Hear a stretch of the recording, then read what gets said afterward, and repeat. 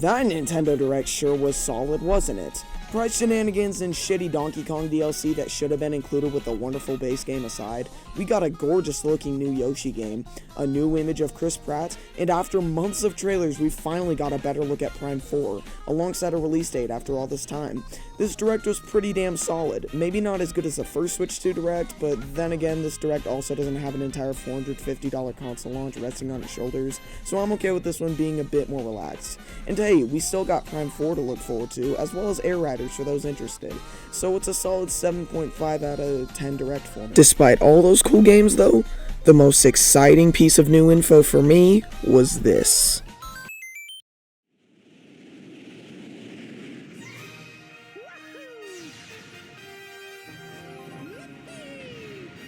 Okay, in my defense, I said it was the most exciting, not the best presented.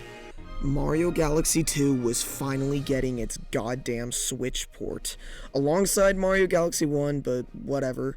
And from pure excitement, I decided to finally boot up Galaxy 1 for one final replay. I genuinely think Super Mario Galaxy is my favorite platformer. I've been getting into a lot more platformers rather than just the Nintendo ones, from Pizza Tower to Ori to Cuphead to Celeste, and all of those are phenomenal games. Cuphead especially rests in my top 5 favorite games of all time, no problem. But on replay of Galaxy, dude, this game is just something else. This game, more than any other Mario game, felt like the true jump into a new era. This is when 3D Mario truly got insane with its creativity and plethoras of ideas in such condensed amount of time. Mario's controls grip together with the gravity-based level design so immensely perfect.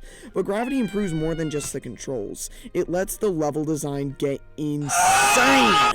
Walking up the legs of massive robots to destroy them from the top, long jumping on a circular planet to fling yourself to the other side, jumping from apples to more apples, all being connected by an oversized caterpillar that somehow also has its own gravitational pull, and fighting Bowser on a condensed circular planet. This game loves being a gravity-based platformer, and that's what I love about this game. This game set the standard for 3D Mario going forward, and so you wouldn't know the pure excitement of seeing that the sequel, which has always been out of my reach, was finally being ported to modern hardware for 40 Christ-forsaken dollars, but whatever. I gotta say, it's phenomenal. A sequel to Galaxy was always going to be phenomenal, but that's not really the point of this video. Is the game better than Galaxy 1? That's what I'm curious about. Let's talk about it. One thing I gotta say they kicked up with this game are the power-ups. My most recent replay of Galaxy really opened my eyes to the fact that this game's power-ups kinda aren't very good. Boo Mario and Red Star Mario are really the only good ones here, if I'm being honest. Boo Mario has a very unique gameplay style, having to avoid lights to stay in Boo form, and being able to teleport through very, very slim walls. But even then, it's an extremely map-dependent item. Chuck this thing in Dusty Dune Galaxy, and it's practically useless. Now, the Red Star is a banger for the 2 levels it features in.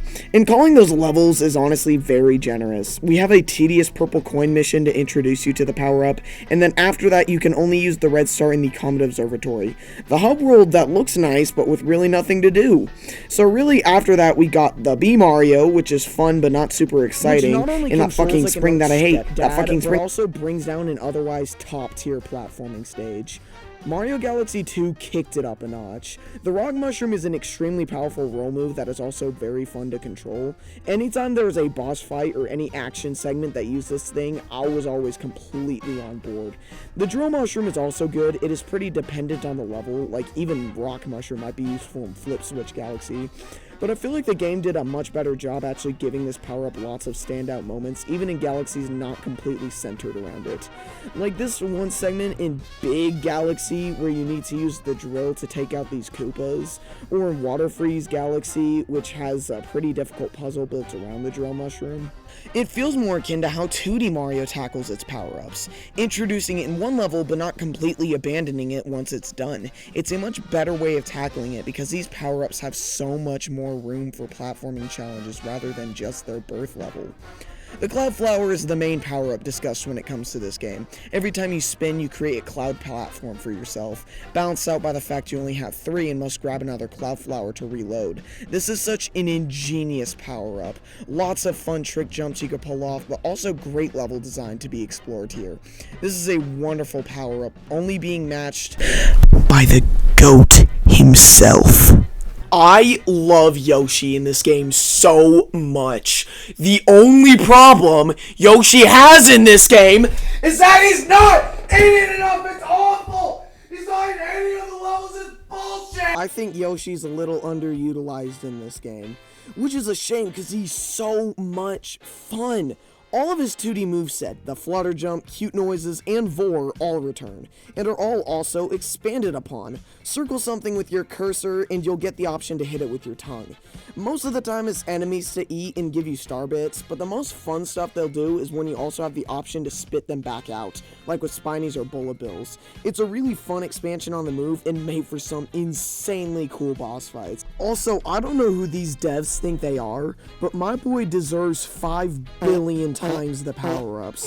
Yoshi's power-ups are much more akin to the power-ups in Galaxy 1 and 64. Extremely level dependent. Not even necessarily that these wouldn't work in the context of other levels, but they simply only put them in levels they mix absolutely perfect with. They're all extremely fun in their own galaxies, the Hot Pepper especially, it's goated. Its introduction level is one of my favorites in the game. I feel like I could play an entire game based around Galaxy 2 Yoshi. I feel like I could play an entire game based around any of the new power-ups in this game. But what makes this one so much fun is that they don't do that. This game loves variety, more than literally like any other game I've played. This game combines all the cool shit from Galaxy 1 with the hundreds upon hundreds of fresh new ideas they've come up with in the 3-year gap between games. Because not only are there extremely unique missions, but some old ones too, with completely remixed mechanics. In Freezer Burn Galaxy, or whatever the hell it's called, we have ourselves a pretty solid level. A creative new ideas that manage to fully separate this galaxy from Freeze Flame from the first game, and the boss follows right in those footsteps. Once again, we got ourselves a boss based around flinging watermelons back to the boss to attack it. Seems very similar to King Caliente from the first game, huh? Well, there's just one small thing. It's what happens when water gets cold. Ice.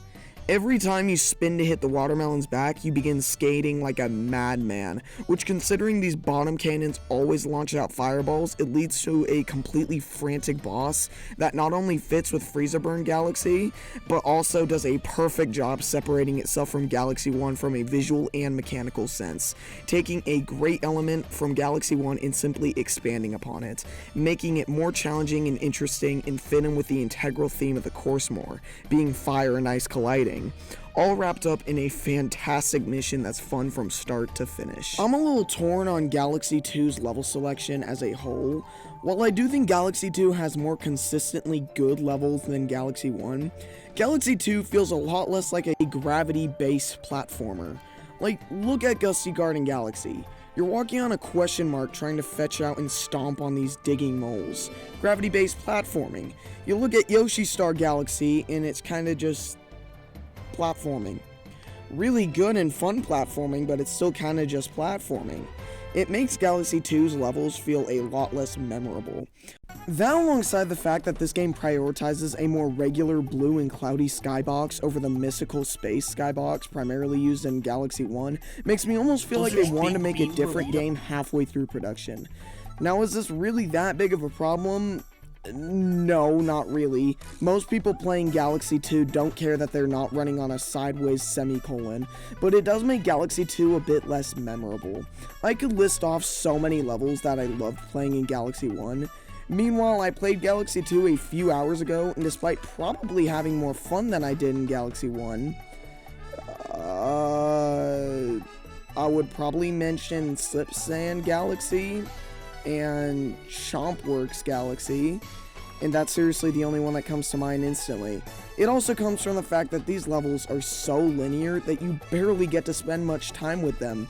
Most of the time there's only 2 missions per galaxy, and once again I'm torn! Because it's way faster paced and makes it so disliking a level is much less annoying on replays. Like, it makes the galaxies feel more underwhelming once I'm done playing them. That's honestly kind of how I feel about the entire game, if I'm being honest. When you're in the moment, this seriously might be the best 3D platformer of all time. But after the fact, I don't feel like it makes as much of a lasting impact. When it's all said and done, Galaxy 2 could very well be argued to be better than the first game. It's faster paced, has a much more consistent set of levels, it has lava, I guess, lava's kinda cool. I just overall prefer Galaxy 1 more. It's more memorable, it has a better structure in my opinion, and it's just more grand and impactful. Except the real reason Galaxy 1 is better is that the Galaxy 2 boss fight sucked! The Bowser battle is terrible! Oh, you're so proud! You're so proud that you did another stupid ass fake out! I'm so proud of you, Nintendo! I find Galaxy 1's Bowser battles a lot more fun.